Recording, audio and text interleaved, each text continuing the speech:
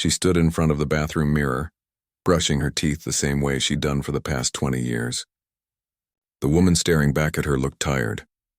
Not the kind of tired that sleep could fix, but the deep-down exhaustion that settles into your bones when you've been living on autopilot for too long. Downstairs, she could hear the familiar sound of her husband typing away on his laptop. It was 9:30 on a Tuesday night, and this was their routine. He'd be at the dining table, hunched over his computer, responding to work emails or scrolling through news articles. She'd finish getting ready for bed, check that the doors were locked, maybe put a load of laundry in, then head upstairs alone. When had things become so quiet?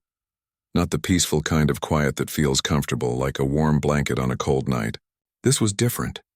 This was the quiet of two people who'd forgotten how to really talk to each other.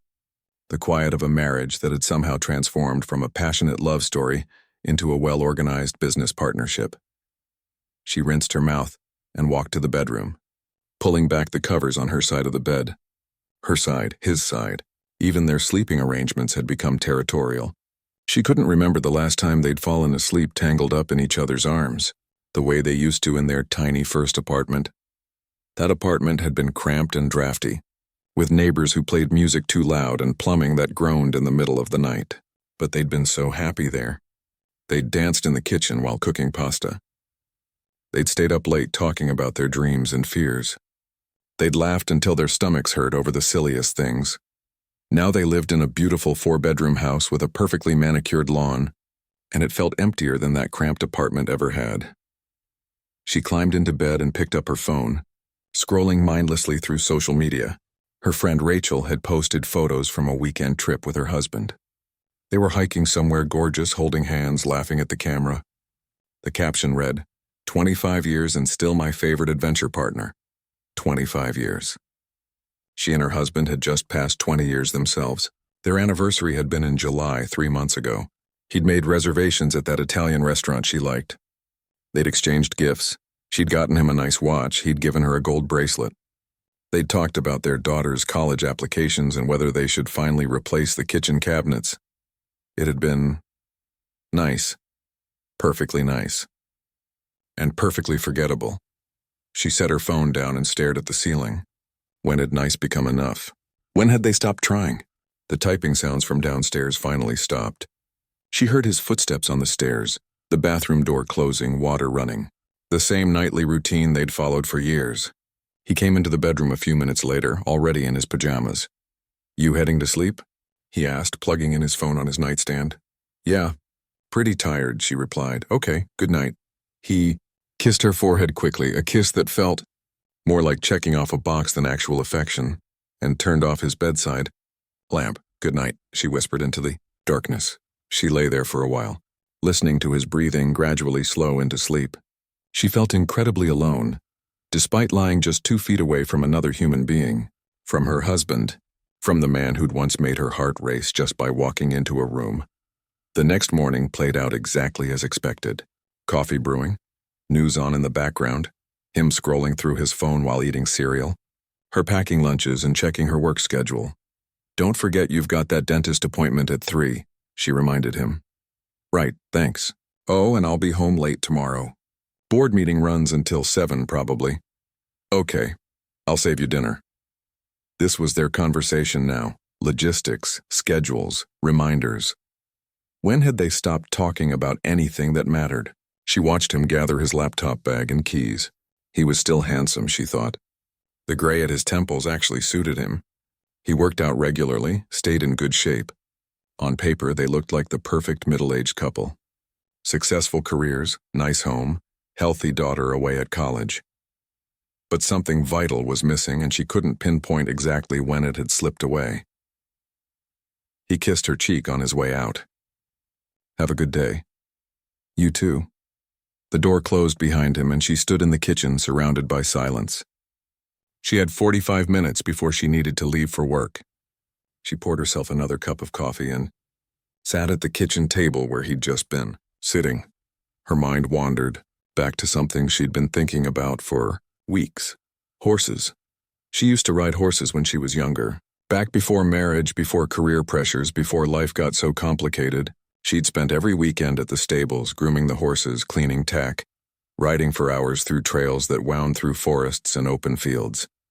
She'd felt so free back then, so herself. About a month ago, she'd driven past a small stable on the outskirts of town. She'd noticed a sign advertising riding lessons and boarding services. The image had stuck in her mind ever since. She'd even looked them up online one evening, browsing through their website looking at photos of their horses. She'd mentioned it to her husband one night at dinner. Casually, just testing the waters.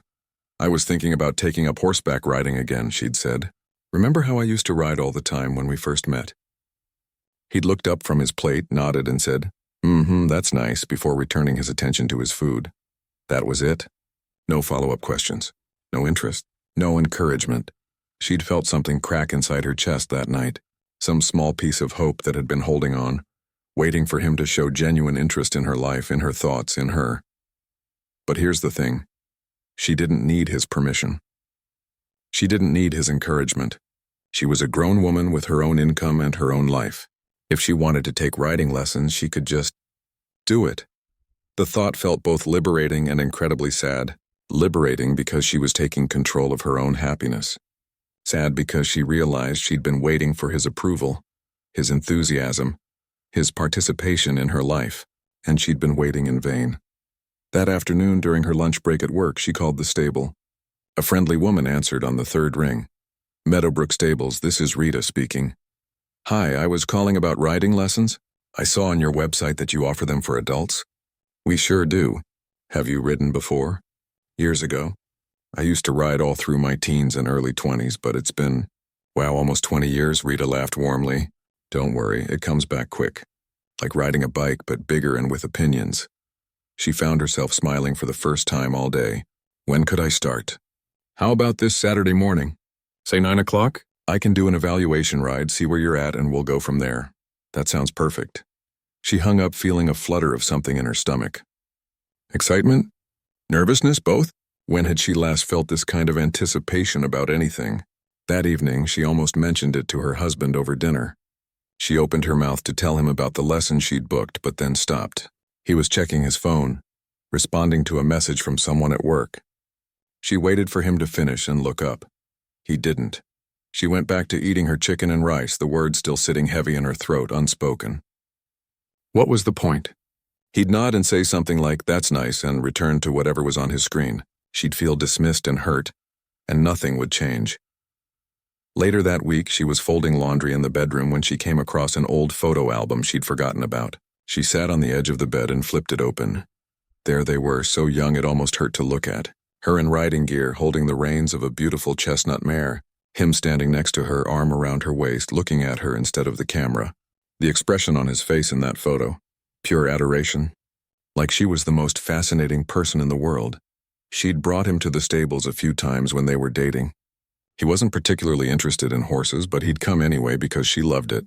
He'd helped her brush the horses down after rides. He'd sat on the fence and watched her practice jumping.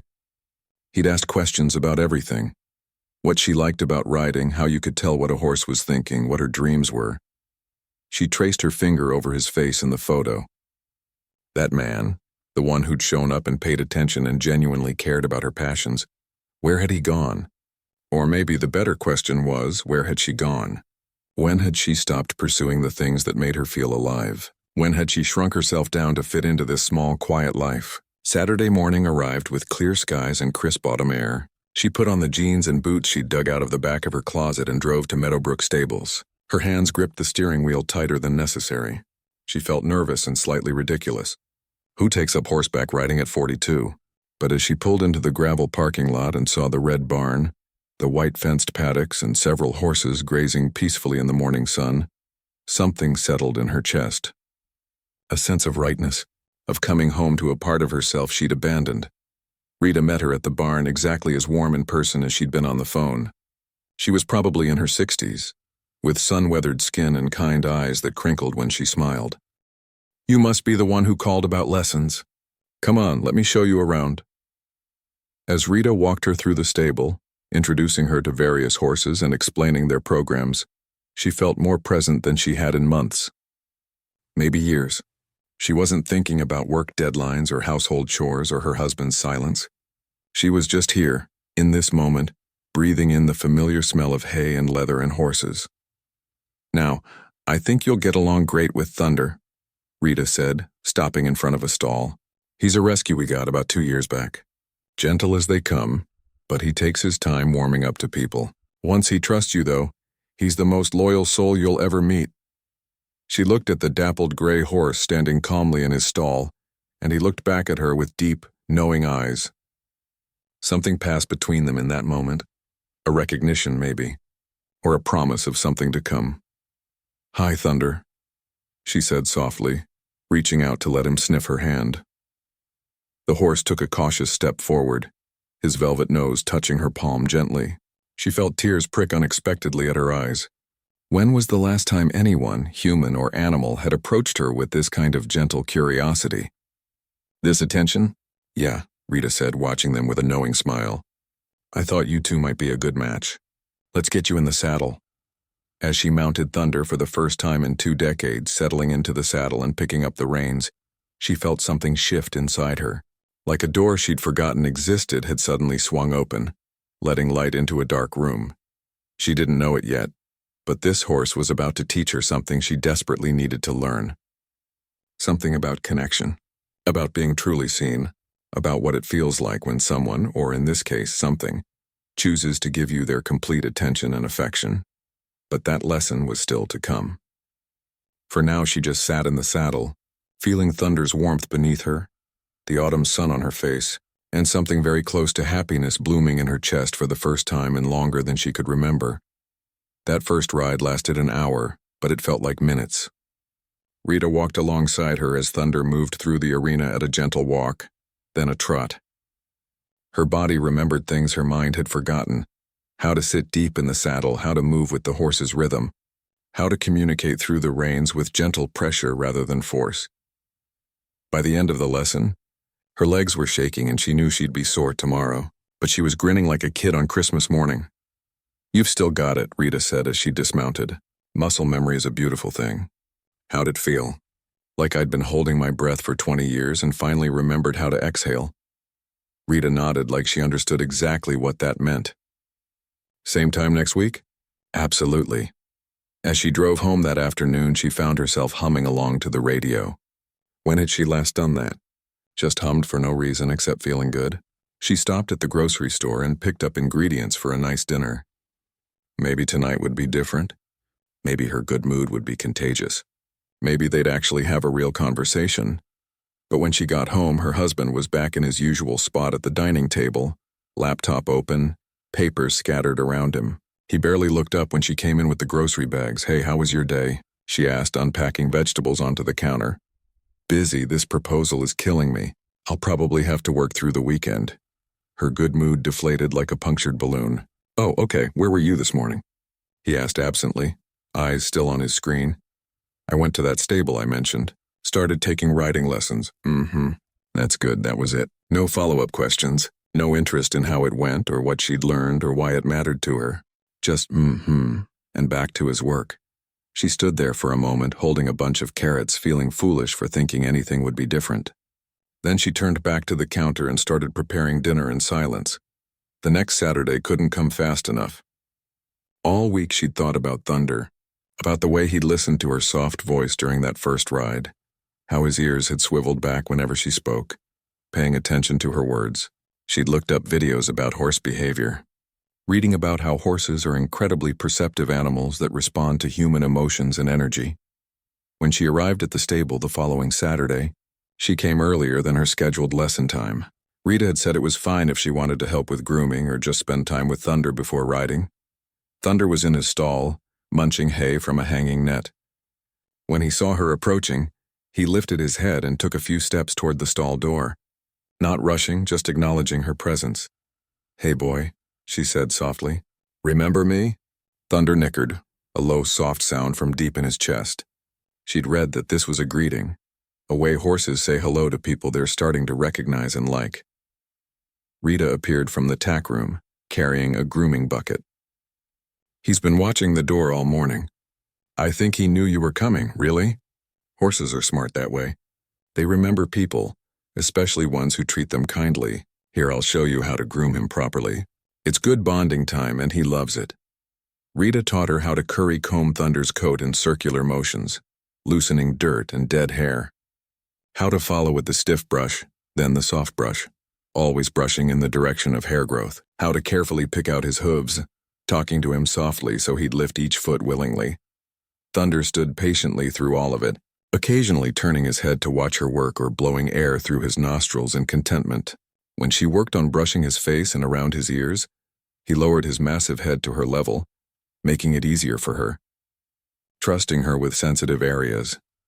"He's letting you in," Rita observed, leaning against the stall door. "That's special. Thunder was in rough shape when we got him. Previous owner didn't abuse him exactly, but neglected him badly. Didn't feed him properly, left him standing in filth, never bothered to handle him with kindness.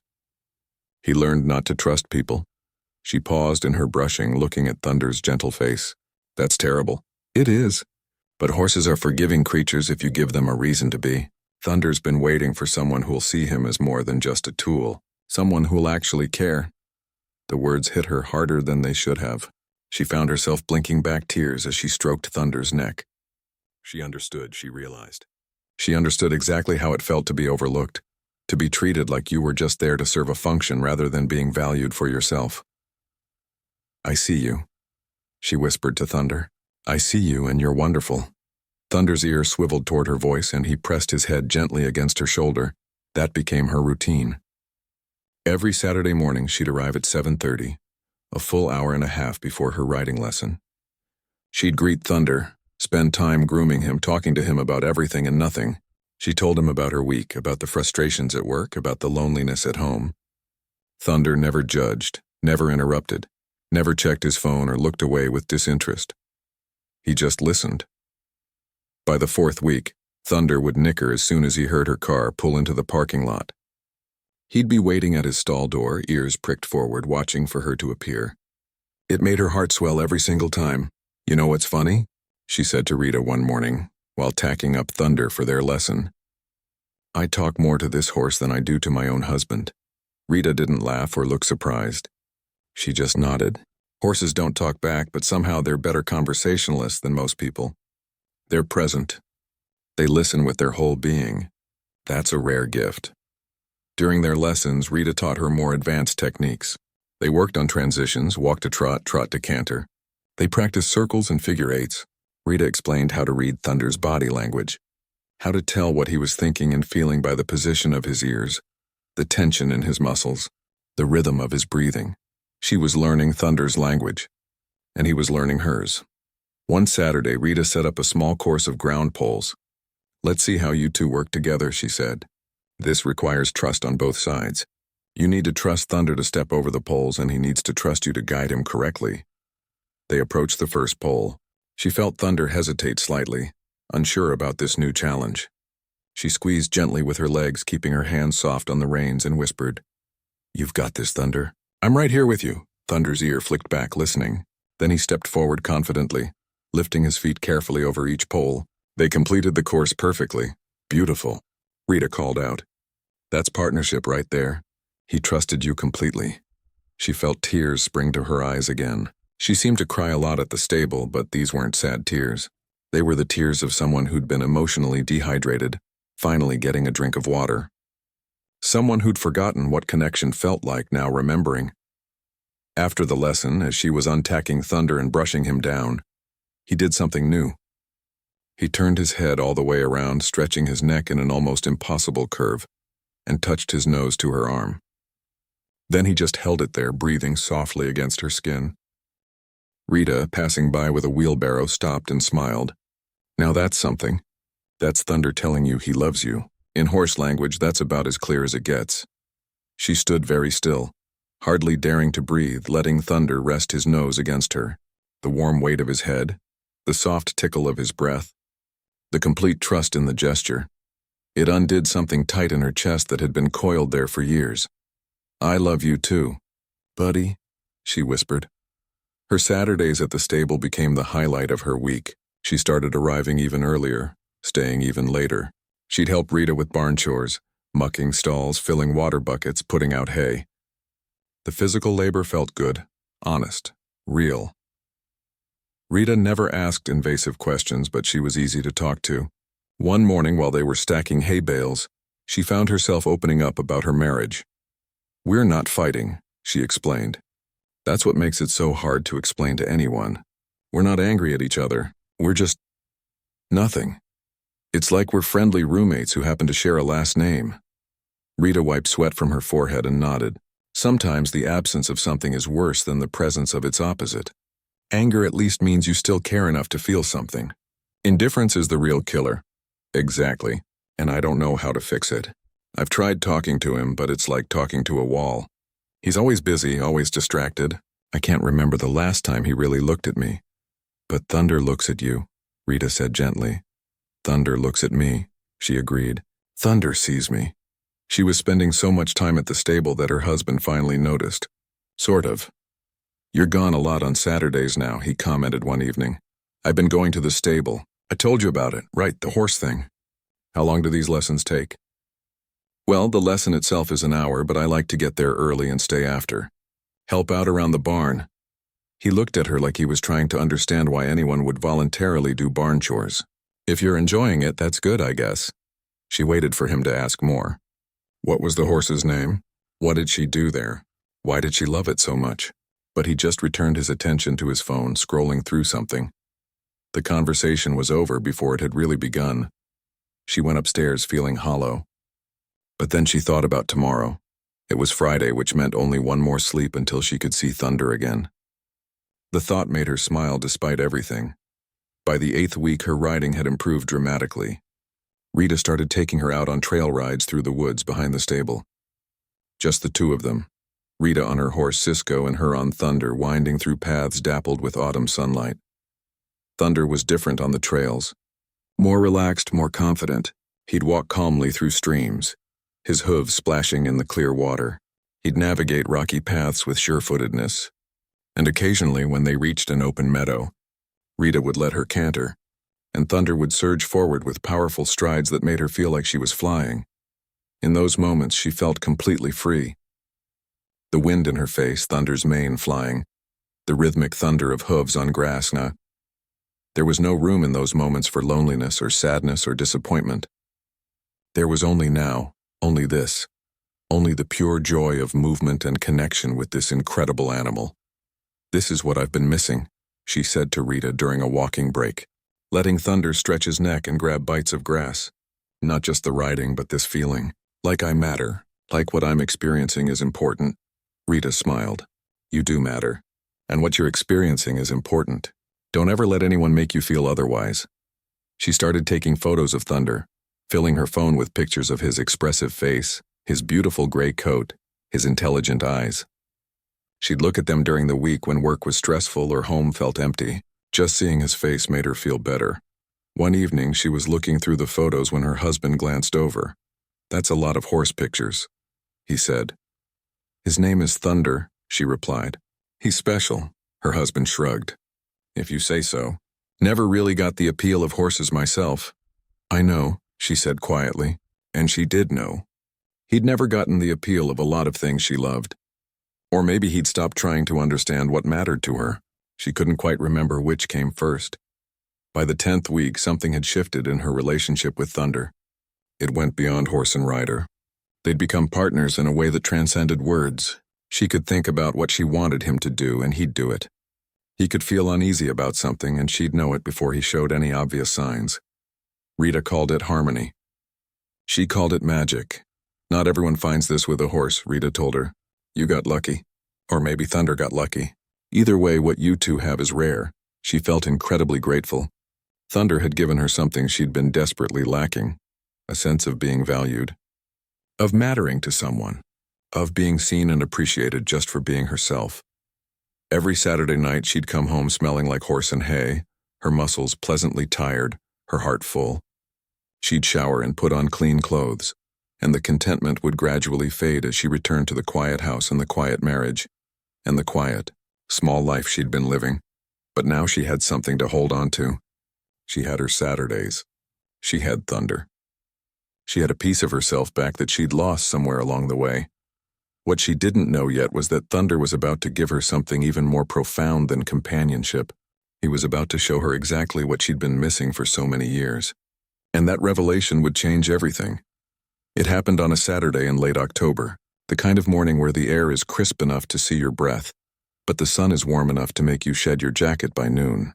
She'd been coming to the stable for almost 3 months now, and Thunder had become the most consistent presence in her life, more consistent than her husband, if she was being honest with herself.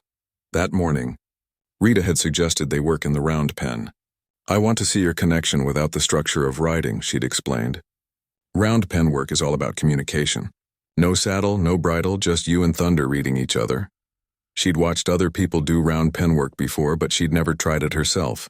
The concept was simple but profound. You stood in the center while your horse moved around you in a circle. Through body language alone, you could ask them to walk, trot, stop, turn, come to you. It required the horse to be completely tuned into you, watching your every move, interpreting your intentions. It required trust. Rita opened the gate and led Thunder into the round pen, then unclipped his lead rope.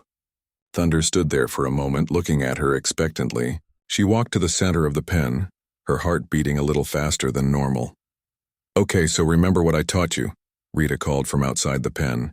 "Square your shoulders to send him forward. Turn your body at an angle to invite him to stop. Eyes on his hip to keep him moving. Eyes on his chest to bring him in. He'll read everything you do, so be intentional." She took a breath and squared her shoulders toward Thunder, raising her energy slightly. Thunder immediately stepped into a walk, circling her at a steady pace. His inside ear was turned toward her, locked on, paying attention. "Good. Now ask for a trot. Just raise your energy a little more. Maybe take a step toward his hindquarters." She did, and Thunder smoothly transitioned into a trot. His hooves beat a steady rhythm in the sand, and she turned slowly in the center, keeping her focus on him. They moved together like that for several minutes, her directing him with nothing but her posture and intention, him responding with perfect understanding. It felt like dancing. "Like a conversation without words. Beautiful," Rita said. "Now ask him to change direction. Turn your body away, let him cross behind you, then send him the other way." She shifted her position and Thunder slowed, reading her change. He turned smoothly and began circling in the opposite direction. Her eyes were locked on him and his ear remained fixed on her. In that moment, nothing else existed. Not her job, not her empty house, not her lonely marriage. Just this connection, this perfect understanding between two beings. "Now bring him in," Rita instructed. "Soften your body. Turn your shoulder away. Make yourself an invitation instead of a direction." She relaxed her posture, turning slightly away from Thunder, lowering her eyes from his hip to his shoulder. It was a subtle shift, but Thunder read it immediately. He slowed to a walk, then stopped. For a moment, he just stood there on the edge of the circle, maybe 15 feet away, looking at her. Their eyes met. She didn't say anything. She just stood there, breathing, her body soft and open, waiting, inviting him to choose, and Thunder chose her. He took one step forward, then another. Slowly, deliberately, he walked toward the center of the pen. Toward her. His ears were forward, his expression gentle. He wasn't being commanded or directed. He was coming to her because he wanted to. When he reached her, he didn't stop. He kept walking until he was right in front of her, so close she could feel his breath on her face. And then, without any cue or prompting from her, Thunder lowered his massive head and pressed it against her chest. She stood frozen, not quite believing what was happening. Then Thunder did something she'd never experienced before. He wrapped his long, powerful neck around her, his head resting on one side of her body while his neck curved around the other. He was hugging her. This 1,200-pound animal was choosing completely on his own to embrace her. The tears came instantly. She couldn't have stopped them if she'd tried. She wrapped her arms around Thunder's neck, burying her face in his mane, and sobbed. Not quiet, dignified tears, but full-body sobs that shook her shoulders and made her gasp for breath. Thunder didn't move. He just stood there holding her, his warm breath steady against her, his presence solid and unwavering. "Oh, sweetie," she heard Rita say softly from the fence. "That's trust. That's love. That's Thunder telling you exactly how much you mean to him." But it was more than that, and she knew it. This hug, this simple, profound gesture, had cracked something open inside her that she'd been keeping carefully locked away. Because as she stood there in Thunder's embrace, she suddenly realized with crushing clarity what had been missing from her life. When was the last time her husband had hugged her like this? Really hugged her? Not just a perfunctory squeeze before heading out the door or a brief pat before bed. When was the last time he'd held her just because he wanted to? Just to offer comfort and connection and love? She couldn't remember. She couldn't remember the last time her husband had initiated physical affection that wasn't obligatory or routine. She couldn't remember the last time he'd pulled her close just to hold her. She couldn't remember the last time he'd embraced her with his full attention, his full presence, the way Thunder was doing right now. It had been years, maybe a decade, and she'd been so starved for this kind of touch, this kind of connection, that she hadn't even realized how desperately she needed it until a horse gave it to her. Thunder shifted slightly, pressing a little closer, as if he could sense her emotional storm and was trying to anchor her through it. She tightened her arms around his neck, grateful beyond words for this animal who saw her pain and responded with such pure, uncomplicated affection. "Thank you," she whispered into his mane. "Thank you, thank you, thank you." They stood like that for a long time. How long, she wasn't sure. Time seemed to have stopped inside the round pen. There was only this moment, this embrace, this feeling of being truly held by someone who cared. Finally, Thunder lifted his head, but he didn't step away. He stayed close, resting his soft muzzle against her shoulder, still connected, still present. She stroked his face, his neck, her tears still flowing but quieter now. "You okay?" Rita called gently. She nodded, wiping her eyes with her sleeve. Yeah, but she wasn't okay. Not really, because Thunder had just shown her exactly what she'd been missing, and now she couldn't unsee it. She couldn't pretend anymore that her marriage was fine just because they weren't fighting. She couldn't tell herself that emotional distance was normal after 20 years together. Thunder had loved her better in 3 months than her husband had in 3 years. Maybe longer. That thought should have made her angry. Instead, it just made her sad.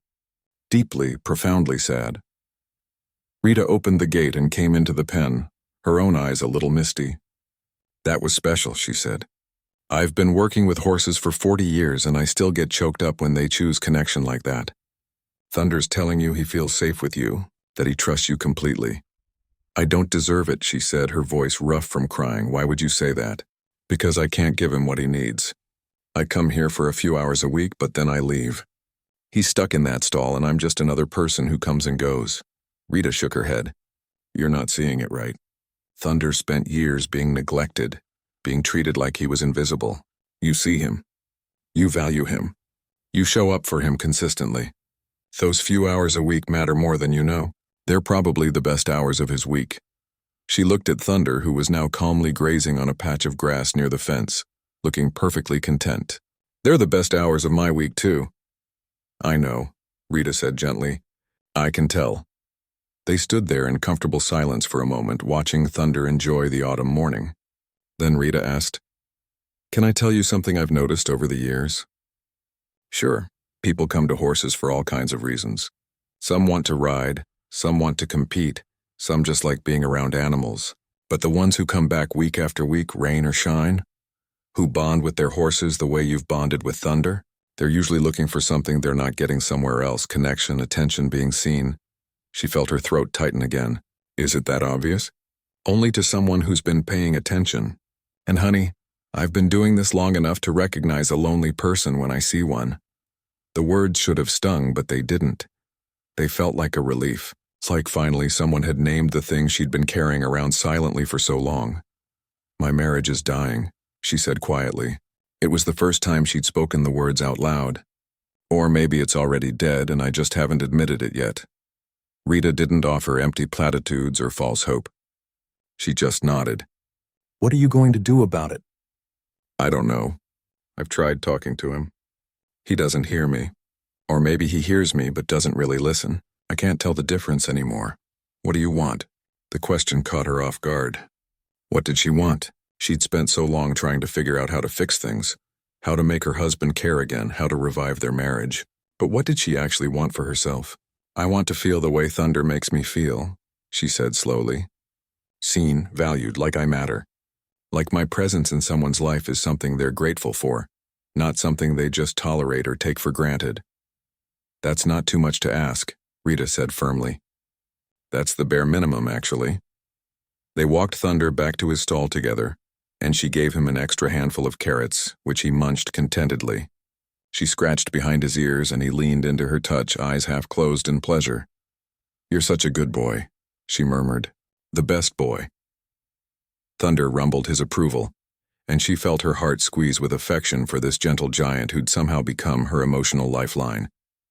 The drive home felt longer than usual.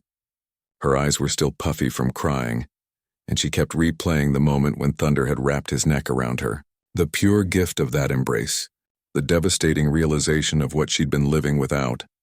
She pulled into her driveway and sat in the car for a few minutes, gathering her courage.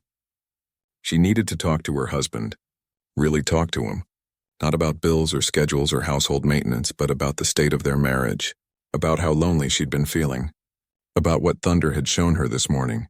She found him exactly where she expected, at the dining table with his laptop. The scene was so familiar it almost made her laugh or cry. She wasn't sure which. "Hey," she said, setting her keys down. "Can we talk?" "Sure, just give me 5 minutes. I need to finish this email." She stood there waiting. 5 minutes turned into 10. Then 15. He was completely absorbed in whatever he was writing, his brow furrowed in concentration, his fingers flying across the keyboard. She watched him and felt nothing. Not anger, not hurt, just emptiness. How many times had she stood like this, waiting for him to finish just one more thing? How many times had she been told to wait, to hold on, to give him 5 more minutes that turned into hours? How many times had she accepted being put second, third, 10th on his list of priorities? "Actually," she said, her voice surprisingly steady, "don't worry about it. It can wait." He glanced up briefly, already turning back to his screen. "You sure? I can talk in a bit." "Yeah, I'm sure." She walked upstairs to their bedroom, Thunder's scent still clinging to her clothes. She pulled out her phone and looked at the photos she'd taken over the past months. Thunder's kind eyes looking at the camera, Thunder grazing in the paddock, Thunder with his ears pricked forward, alert and happy. In every single photo she could see how much this horse cared about her, how much he valued their time together, how present he was in every moment they shared. She thought about her husband downstairs, so absorbed in his work that he couldn't spare 5 minutes for his wife. She thought about the hug Thunder had given her that morning, freely chosen, full of warmth and connection, and she thought about what Rita had asked her. What did she want? She wanted more than this. She deserved more than this. That realization settled over her like a weight and a relief all at once. She didn't know yet what she was going to do about it. But for the first time in years, she knew with absolute certainty that something had to change. Thunder had taught her what real connection looked like. Now she had to decide what to do with that knowledge. She spent the rest of Saturday in a strange, numb state. She made dinner, ate it alone while her husband worked in his home office, cleaned up the kitchen, and went to bed early. He came upstairs around midnight, slipping into his side of the bed without a word. She pretended to be asleep. Sunday morning, she woke up before dawn. The house was quiet, her husband still sleeping beside her. She lay there in the darkness, staring at the ceiling, and let herself really think about her marriage for the first time in years. When had they stopped being partners and started being strangers who shared an address?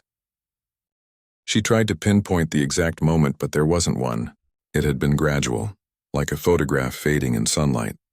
So slow you don't notice it happening until one day you look and can barely make out the image anymore. They'd been so in love once. She remembered the early days when they couldn't keep their hands off each other. When they'd stay up all night talking about everything and nothing. When he'd look at her like she was the most fascinating person he'd ever met. What had changed? Life, she supposed. Careers got demanding. Bills piled up. They bought the house, which needed constant maintenance. Their daughter was born, and suddenly every moment was consumed with diapers and feedings and trying to survive on 3 hours of sleep. Then came school activities and homework help and driving to soccer practice. Somewhere in all of that, they'd stopped being a couple and started being a logistics team, co-managers of a household. And when their daughter left for college last year, they'd looked at each other across the empty nest and realized they'd forgotten how to be together, without someone else to focus on. Or at least, that's how she'd felt. She wasn't sure he'd even noticed. She slipped out of bed quietly and went downstairs, made coffee, sat at the kitchen table watching the sun come up through the window, and she made a decision. She was going to tell him. Really tell him. Not try to start a conversation while he was working. Not drop hints or make passive comments. She was going to sit him down and have the conversation they should have had years ago. Today. She was going to do it today. When he came downstairs around 8, she was waiting at the kitchen table with 2 cups of coffee. He looked surprised to see her sitting there. "Morning," he said, heading for the coffee pot. Then he noticed she'd already poured him a cup. "Oh, thanks. Can you sit down?" she asked. "I need to talk to you about something important." He glanced at his watch. "I've got a call at 9. "Can it wait until—" "No," she said firmly. "It can't wait, and you need to cancel your call or reschedule it. This is more important." He stared at her, caught off guard by her tone. She never spoke to him like this. She was always accommodating, always understanding about his schedule, always willing to wait. Not anymore. "Okay," he said slowly, setting his coffee down and pulling out a chair. "What's going on? Is everything all right?" "No," she said simply. "Everything is not all right. Our marriage is not all right, and we need to talk about it." He blinked. "What do you mean? Did something happen?" "Yes, something happened. But it's been happening for years and you haven't noticed." "I don't understand." She took a breath, trying to organize her thoughts. How do you explain years of loneliness to someone who'd been there the whole time, but hadn't seen it? "When was the last time you hugged me?" she asked. The question clearly confused him. "What? I hug you all the time." "No, you don't. You give me quick pecks on the cheek in the morning. You pat my shoulder sometimes when you walk past. But when was the last time you actually hugged me? Really held me?" He frowned, thinking. She could see him scrolling through his memory, trying to come up with an answer. The silence stretched longer and longer. I don't know," he finally admitted. "Recently, I'm sure." "It's been 10 years, she said quietly. "At least 10 years since you've hugged me the way you used to. The way you did when we were dating, when we were newlyweds, before everything became routine and automatic." "That's not—" he started, then stopped. His face shifted as realization began to dawn. 10 years? Maybe more. I've lost track, honestly. It's been so long that when Thunder hugged me yesterday, I broke down crying. "Thunder? Your horse hugged you?" "Yes." He walked up to me in the round pen and wrapped his neck around me and just held me. And I sobbed, because a horse showed me more genuine physical affection in that moment than my own husband has shown me in a decade. Her husband sat back in his chair, looking stunned. "I had no idea you felt this way. How could you have any idea? You don't look at me anymore. You don't talk to me, not really. We exchange information about schedules and bills and household stuff. But when was the last time we had an actual conversation? When was the last time you asked me about my day and actually listened to the answer?" "I listen," he protested, but his voice was weak. "Do you?" "Because I told you months ago that I was taking up horseback riding again. Something I used to love. Something that used to be a huge part of who I am. And you said that's nice without looking up from your laptop. You've never once asked me about it. You don't know Thunder's name. You don't know that I spend 4 or 5 hours at the stable every Saturday. You don't know that Rita, the woman who owns the stable, has become a better friend to me in 3 months than anyone I've had in years. You don't know any of this because you've never asked." He opened his mouth, then closed it. His coffee sat untouched, getting cold. "I've been so lonely," she continued, her voice cracking. "I've been lonely in my own home, in my own marriage, sleeping 2 feet away from you every single night. And I've been trying to get your attention, trying to connect with you. But you're always working or distracted or on your phone. I feel invisible." "I didn't realize," he said quietly. "I swear I didn't know you were feeling this way. And that's the problem. You didn't know because you weren't paying attention. I shouldn't have to tell you that I need affection. I shouldn't have to beg for my husband to hug me or ask about my life or spend time with me. Those things should be natural. They used to be natural for us." He ran his hands through his hair, looking genuinely distressed. "You're right. God, you're completely right. I've been on autopilot. Work has been so demanding, and I just thought as long as we weren't fighting, as long as we were handling everything that needed handling, we were fine. We're not fine. We haven't been fine for a long time. What do you want me to do?" he asked. "Tell me what to do and I'll do it." She shook her head. "It's not about doing specific things. It's about fundamentally changing how we relate to each other. I need you to be present. I need you to see me, not just as your wife or the person who manages half the household, but as a A person with thoughts and feelings and dreams and interests. I do see you, he said, but it sounded hollow even to him. Do you know what I do at the stable besides ride? She asked. He hesitated. You ride the horse? I spend an hour grooming Thunder. I help Rita with barn chores. I muck out stalls and stack hay bales. I've learned everything I can about horse behavior and communication. I've made friends with the other boarders. I've been taking photographs and thinking about maybe starting a blog about my experience. I've been coming alive again in a way I haven't felt in years. He stared at her. I didn't know any of that. I know you didn't, and that's what I'm trying to tell you. You don't know because you haven't been interested enough to ask. And I'm tired of feeling like I have to beg for crumbs of attention from my own husband. He was quiet for a long moment, staring at his coffee. When he finally looked up, there were tears in his eyes. I'm so sorry. I didn't realize how badly I'd been failing you. Failing us. I'm not trying to attack you, she said, softer now. I'm trying to tell you that something has to change. Because I can't keep living like this. I won't keep living like this. What does that mean? He asked, and she could hear the fear in his voice. It means we need to decide if we want to actually be married or if we want to keep pretending. Real marriage requires effort and attention and presence. It requires both people to show up, not just physically, but emotionally. And if you can't do that, if you're not willing to do that, then we need to have a different conversation. Are you talking about divorce? The word seemed to stick in his throat. I'm talking about being honest. I love you, or at least I love who you were, who we were together.